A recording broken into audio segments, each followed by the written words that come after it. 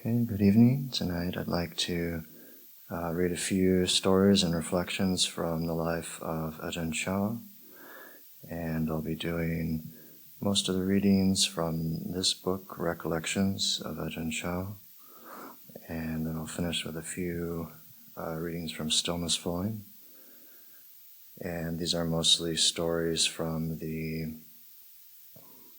senior Western disciples of Ajahn Chah, and I'll start with a very nice Dhamma talk given by Ajahn Jayasaro at Amaravati. My own first meeting with Ajahn Chah was on the full moon of December 1978. I had spent the rains retreat of that year as an 8-precept layperson with Ajahn Sucitto at Oakenholt in England. After the retreat, I went out to Thailand. When I arrived at Wat Papong, Venerable Pamuto, an Australian monk resident there at the time, took me to see Ajahn Chah. He was sitting under his kuti having a drink. He looked at me and smiled very warmly. He held out the drink he had in his hand, so I crawled over and took it. As I returned to my place, I found there were tears welling up in my eyes. I was emotionally overcome for quite a while. Since that day, I don't think I've ever wanted to leave the monastery or do anything except be a disciple of Ajahn Chah. People often presume there would be a problem with language for Westerners who wanted to stay at the monastery, but this was not the case. Someone once asked Ajahn Chah, "Lumpur, how do you teach all your Western disciples? Do you speak English or French?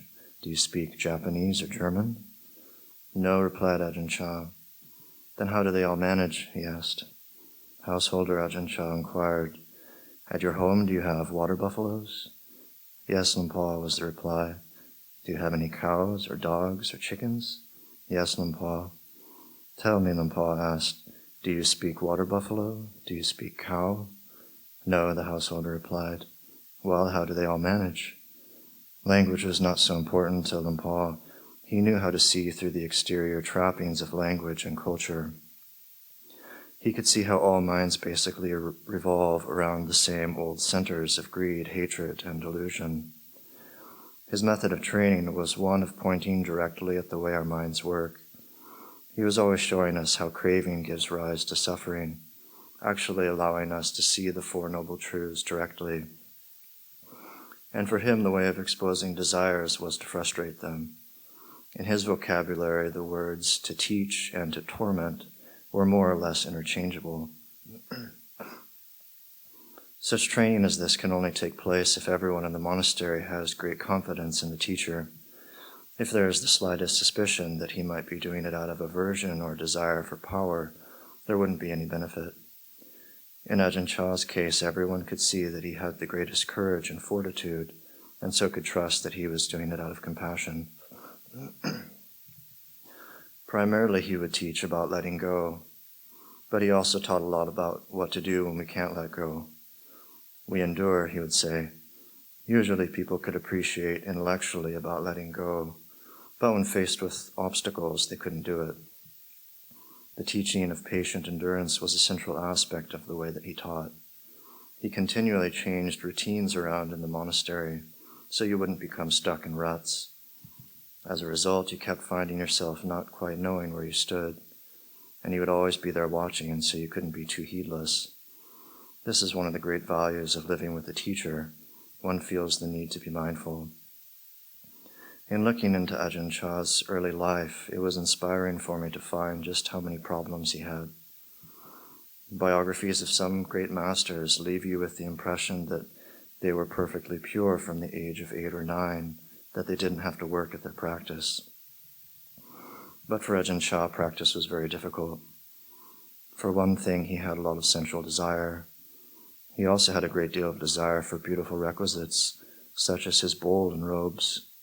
He made a resolution in working with these tendencies that he would never ask for anything, even if it was permitted to do so by the discipline. He related once how his robes had been falling to bits. His underrobe was worn paper thin, so he had to walk very carefully lest it split. Then one day he heedlessly squatted down and it tore completely.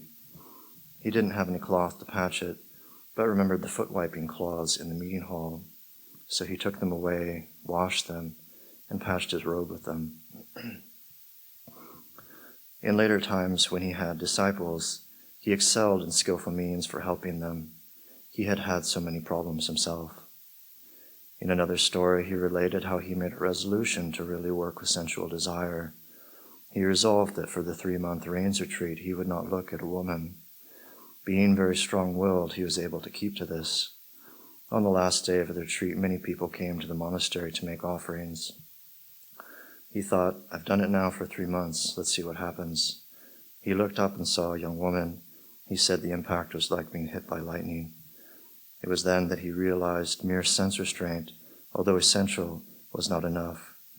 No matter how restrained one might be regarding the eyes, ears, nose, tongue, body, and mind, if there wasn't wisdom to understand the actual nature of desire, then freedom from it was impossible. He was always stressing the importance of wisdom, not just restraint, but mindfulness and contemplation. Throwing oneself into practice with great gusto and little reflective ability may result in a strong concentration practice, but one eventually ends up in despair. Monks practicing like this usually come to a point where they decide that they don't have what it takes to break through in this lifetime and disrobe. He emphasized that continuous effort was much more important than making a great effort for a short while, only to let it all slide. Day in, day out, month in, month out, year in, year out. That is the real skill of the practice. What is needed in mindfulness practice, he taught, is a constant awareness of what one is thinking, doing, or saying. It is not a matter of being on retreat or off retreat, or of being in a monastery or out wandering on Tudong. It's a matter of constancy. What am I doing now? Why am I doing it? Constantly looking to see what is happening in the present moment. Is this mind state coarse or refined? At the beginning of practice, he said, our mindfulness is intermittent, like water dripping from a tap. But as we continue, the intervals between the drips lessen, and eventually they become a stream. The stream of mindfulness is what we are aiming for. It was noticeable that he did not talk a lot about levels of enlightenment or the various states of concentration, absorption, jhana. He was aware of how people tend to attach to these terms and conceive of practice as going from this stage to that. Once someone asked him if such and such a person was an arahant, was enlightened. He answered, if they are, then they are. If they're not, then they're not. You are what you are, and you're not like them. So just do your own practice. He was very short with such questions. When people asked him about his own attainments, he never spoke praising himself or making any claim whatsoever. When talking about the foolishness of people, he wouldn't say, you think like this and you think like that, or you do this and you do that. Rather, he would always say, we do this and we do that. The skill of speaking in such a personal manner meant that those listening regularly came away feeling he was talking directly to them. Also, it often happened that people would come with personal problems they wanted to discuss with him, and that very same evening he would give a talk covering exactly that subject. In setting up his monasteries, he took a lot of his ideas from the great meditation teacher, Venerable Ajahn Mun, but also from other places he encountered during his years of wandering. Always he laid great emphasis on a sense of community. In one section of the Mahaparinibbana Sutta, the Buddha speaks about the welfare of the Sangha being dependent on meeting frequently in large numbers, in harmony, and on discussing things together. Ajahn Chah stressed this a lot. The bhikkhu discipline, the Vinaya, was to Ajahn Chah a very important tool for training. He had found it so in his own practice. Often he would give talks on it until 1 or 2 o'clock in the morning. The bell would then ring at 3 for morning chanting. Monks were sometimes afraid to go back to their kutis lest they couldn't wake up, so they would just lean against a tree. Especially in the early days of his teaching, things were very difficult. Even basic requisites like lanterns and flashlights were rare. In those days, the forest was dark and thick with many wild and dangerous animals. Late at night, you could hear the monks going back to their huts, making a loud noise, stomping and chanting at the same time. On one occasion, 20 flashlights were given to the monastery, but as soon as the batteries ran out, they all came back into the stores, as there were no new batteries to replace them. Sometimes Ajahn Chah was very harsh on those who lived with him. He admitted himself that he had an advantage over his disciples. He said that when his mind entered samadhi concentration for only 30 minutes, it could be the same as having slept all night. Sometimes he talked for literally hours, going over and over the same things again and again, telling the same story hundreds of times. For him, each time was as if it was the first. He would be sitting there giggling and chuckling away, and everybody else would be looking at the clock and wondering when he would let them go. It seemed that he had a special soft spot for those who suffered a lot. This often meant the Western monks. There was one English monk, Venerable Titabo, to whom he gave a lot of attention. That means he tormented him terribly. One day there was a large gathering of visitors to the monastery, and as often happened, Ajahn Chah was praising the Western monks to the Thais as a way of teaching them. He was saying how clever the Westerners were, all the things they could do, and what good disciples they were. All, he said, except this one, pointing to Venerable Titabo. He's really stupid. Another day he asked Venerable Titabo, "Do you get angry when I treat you like this?"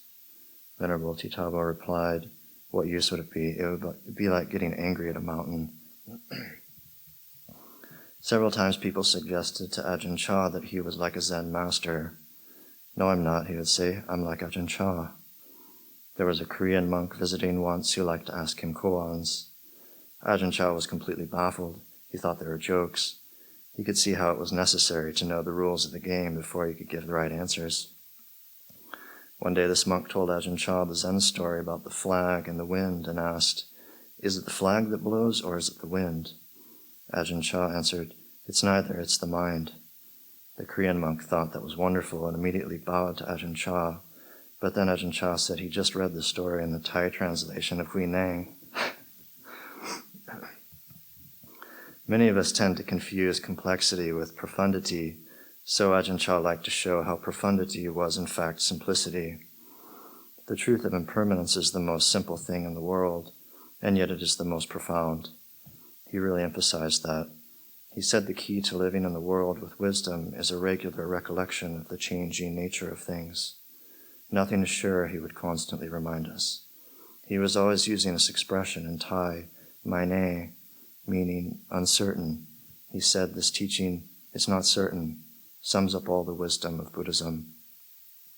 He emphasized that in meditation, we can't go beyond the hindrances unless we really understand them. This means knowing their impermanence. Often he talked about killing the defilements, and this also meant seeing their impermanence.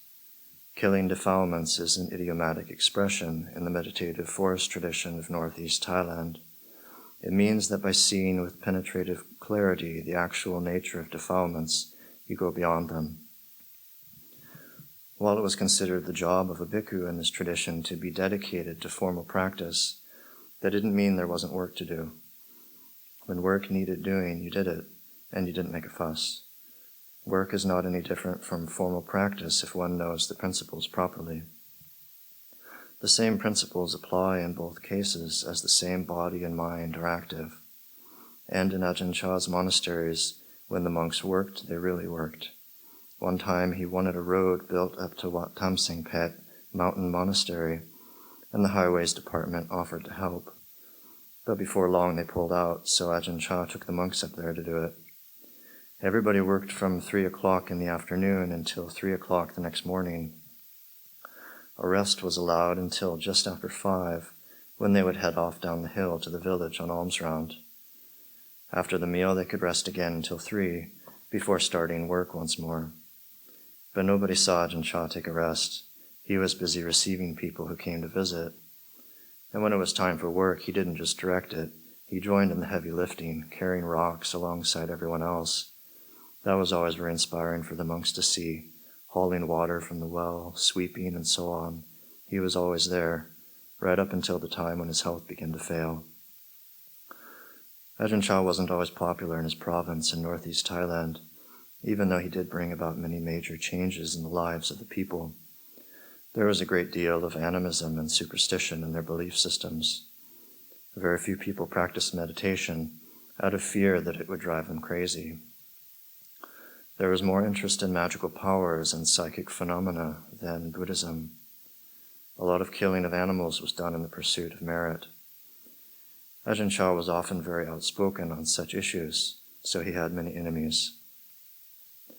Nevertheless, there were always many who loved him, and it was clear that he never played on that.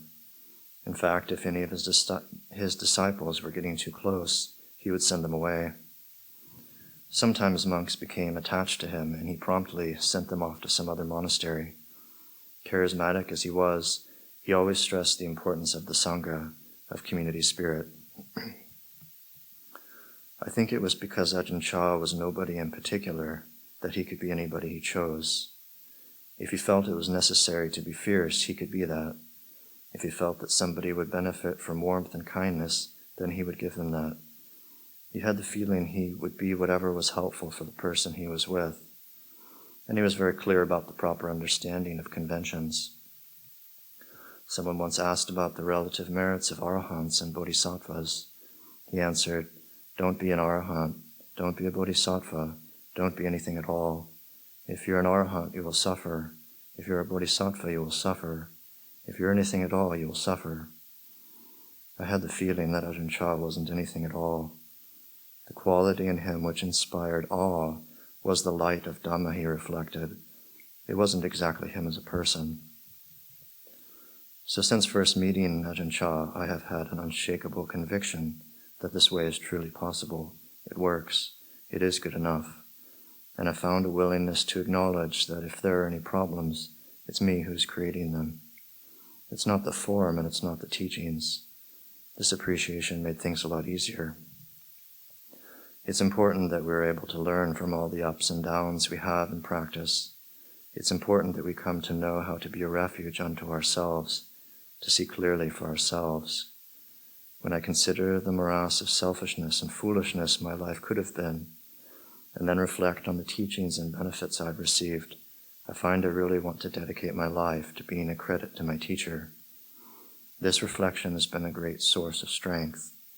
This is one form of Sangha-nusati, recollection of the Sangha, recollection of the great debt we owe our teachers. Okay, now I'll just read a few short stories. This next one.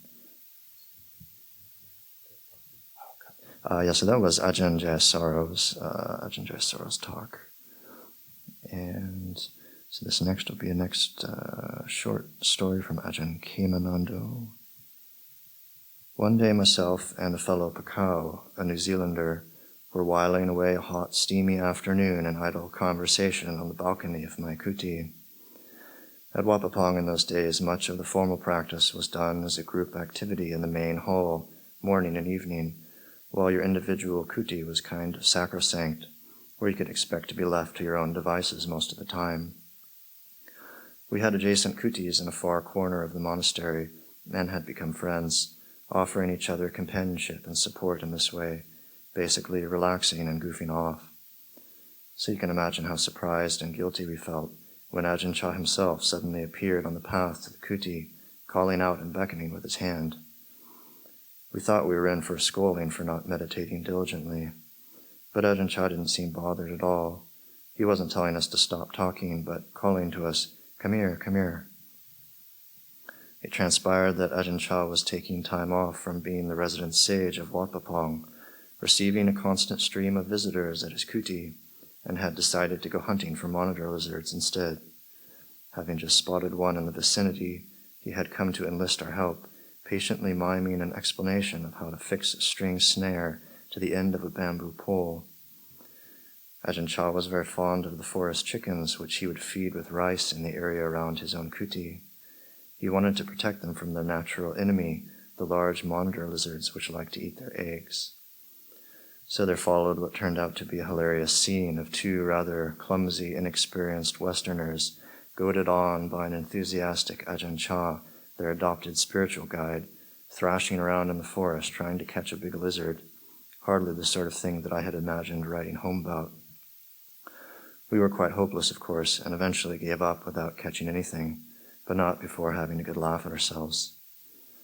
What struck me most about this little episode was the contrast between Ajahn Chah, the lizard hunter, displaying a very natural spontaneity and down-to-earth, almost childlike simplicity and humor, and the awe-inspiring formality of his role as head of a large, important monastery, which up to that point was all I had ever seen of him.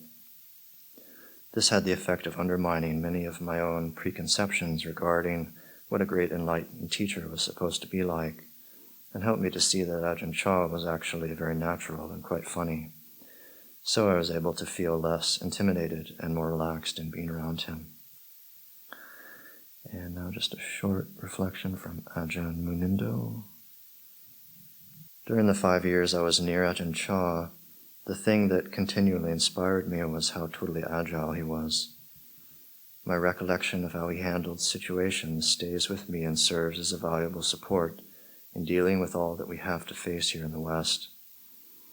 I think I had some sense of the way he just flowed without resistance, whether it was important dignitaries coming to visit, or a simple villager who was concerned about a sick water buffalo, or rich supporters from Bangkok.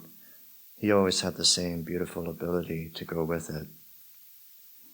Sometimes he would be surrounded by a large gathering of monks hanging on his every word, and at other times he might just be sitting on his own with 1 or 2 young monks, chewing betel nut and drinking Coca-Cola. He was always able to adjust without stress. There were none of the telltale signs of clinging which produce suffering in an individual and generate an atmosphere of artificiality. He was as natural as I could wish a human being to be. I don't think I have ever seen anyone so thoroughly normal. When Paul was at home wherever he went, whatever he did, he could be quiet and sensitive when you went to see him about some personal struggle, and a few minutes later he would be shouting orders at the huge crowd of soldiers who had come to help build his new temple. And now a short reflection from Ajahn Sucitto. The first time I saw Luang Por Chah was when he landed in Britain, when he came through the arrivals at Heathrow Airport. There was a group of us monks, Ajahn Sudhiro, Ajahn Munindo, Ajahn Viradhammo, and myself. Ajahn Pabakaro was with Luang Por Chah. The first thing that I noticed about him was that he was quite small, particularly compared with Ajahn Pabakaro. But he looked like a very, very big man. He carried himself like a big man. Not aggressive, but completely confident. He looked like he had a lot of space inside him. Here he was in a foreign country. He'd come from a long plane journey, couldn't speak the language, but he looked completely in charge, and he knew exactly where he wanted to be. He was not hurried, he was not anxious. He was balanced in himself and looked warm and friendly, not in charge in a hard way, but at ease within his environment. Whenever we came to see him, he was receptive. He knew how to receive people. He was like your favorite uncle, as if you'd just been talking to him and you'd known him all your life. Very easy, very warm, and you immediately felt very relaxed.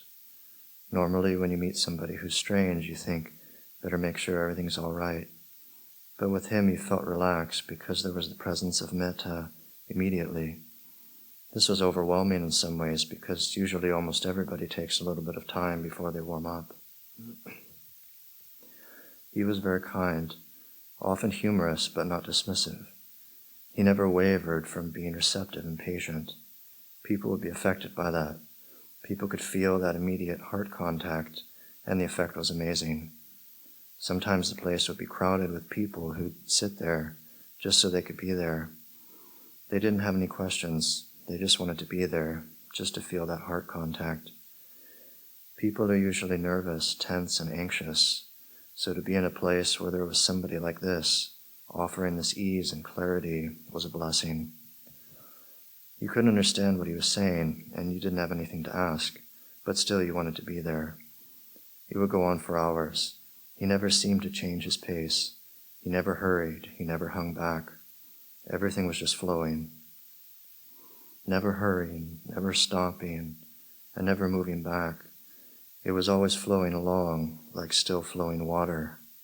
That image is what he was like, still flowing water. Now I'd just like to read another short story. This is from Stillness Flowing. And Stillness Flowing is the biography of Ajahn Chah written by Ajahn Jayasaro. And this is a really beautiful story about a Thai laywoman, her first meeting with Ajahn Chah. And this Thai laywoman named Mae Tiw, who went on to become a Mechi, ordained as a Mechi. Mae Tiw was a local woman, a scientist with a master's degree in biology from an American university. Meeting Lumpur was a pivotal moment in her life and the first step to her abandoning the world in favor of monastic training. Quote, "When the three of us arrived at his kuti, Lumpur already had guests. There was a monk there with a group of his lay supporters from Bangkok paying their respects. The area underneath Lumpur's kuti was packed, and so we looked for a place to sit down on the outer edge of the concrete floor. Then something really strange happened. As soon as I began to bow, I felt as if I was being bathed in a stream of coolness emanating from Lumpur. I felt instantly refreshed right through my body and mind. It was like coming out of a hot, muggy place and into an air-conditioned room. I stared at Lumpur, and my thought at that moment was, so this is what they mean by metta. After a few moments, the group from Bangkok took their leave. Lumpur picked up a pile of small black and white photographs of himself and distributed them. He told his visitors that since they had taken the trouble to come such a long way to see him, and although he had no real gift to give them in return other than words of Dhamma, he did have these photos that a lay supporter had offered him, if anyone wanted one. Of course, everyone did. As soon as I saw Lumpur giving out photographs, desire immediately reared its head. I was worried that there would be none left, and so I spoke up from the back of the crowd, "Lumpur, I'd like one as well." Lumpur glanced over at me as he distributed the pictures, just for a split second, but it made my heart drop down into my feet. I realized that I'd done something inappropriate, exposing my greed in such a coarse way. When all the Bangkok people had left, Lumpur called out gruffly, "Where is she? The one who wanted a picture so much, where is she?" He caught sight of me. "Come and get one then." I crawled towards him even though I found myself shaking with fear. I forced myself to glance up at his face. At the moment that I put up my hand to receive the photo, I saw that his complexion was incredibly warm and radiant. It was a face full of a genuine kindness and compassion for sentient beings. It showed no trace of the annoyance or irritation that I'd expected to see. My fear dissolved. From that moment until the time that we bowed and took our leave, my ears were ringing. I can't remember anything that Lumpur said to us. All I can remember is how blissful I felt. And now I'd just like to end with one more short reading. And this is a very beautiful poem that Ajahn Jayasaro wrote in memory of Lumpur Cha. And this appears at the end of the book Stillness Flowing. And the poem is called Lumpur. You were a fountain of cool stream water in the square of a dusty town, and you were the source of that stream on a high unseen peak. You were, Lumpur, that mountain itself, unmoved but variously seen. Lumpur, you were never one person, you were always the same. You were the child laughing at the emperor's new clothes and ours. You were a demand to be awake, the mirror of our faults, ruthlessly kind. Lumpur, you were the essence of our texts, the leader of our practice, the proof of its results. You were a blazing bonfire on a windy, bone-chilled night. How we miss you. Lumpur, you were the sturdy stone bridge we had dreamed of. You were at ease in the present, as if it were your own ancestral land. Lumpur, you were the bright full moon that we sometimes obscured with clouds. You were ironwood, you were banyan, and you were bodhi. Mae Tiw. Lumpur, you were a freshly dripping lotus in a world of plastic flowers. Not once did you lead us astray. You were a lighthouse for our flimsy rafts on the heaving sea.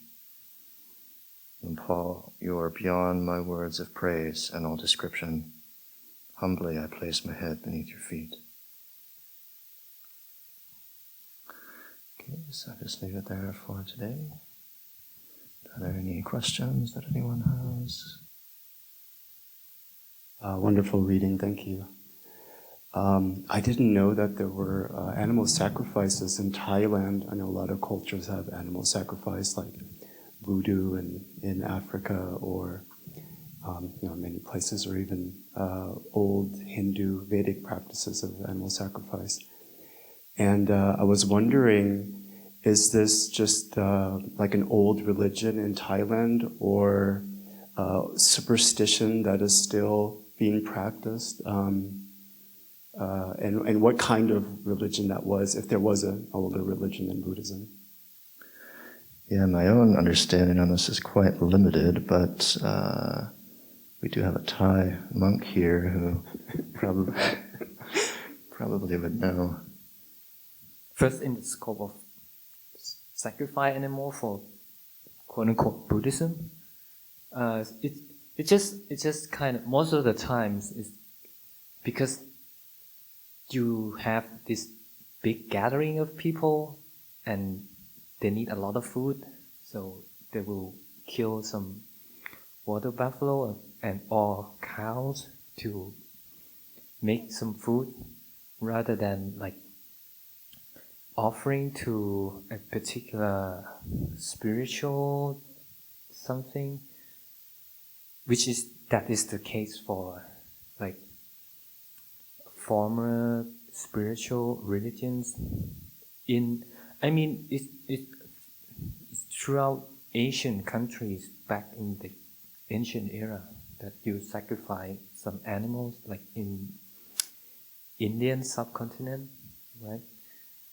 But yeah, and I think for this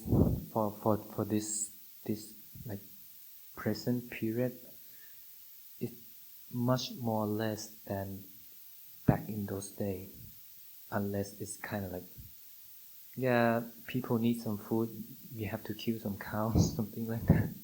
Yeah, most of it is like that. And so that practice is actually based on Hinduism? Like, was Hinduism practiced in Thailand? Yeah, I mean, Buddhism in Thailand is kind of like a mix of Hinduism and genuine Buddhism from the time of the Buddha. If you see some photos from Thailand, from time to time, even like state ceremonies, like royal ceremonies, you will see some white cloth priests, like Hindu priests, perform over such a ceremonies. Hinduism and Buddhism in Thailand came over from many centuries ago. Came together, so it's mixed. Yeah. Thank you.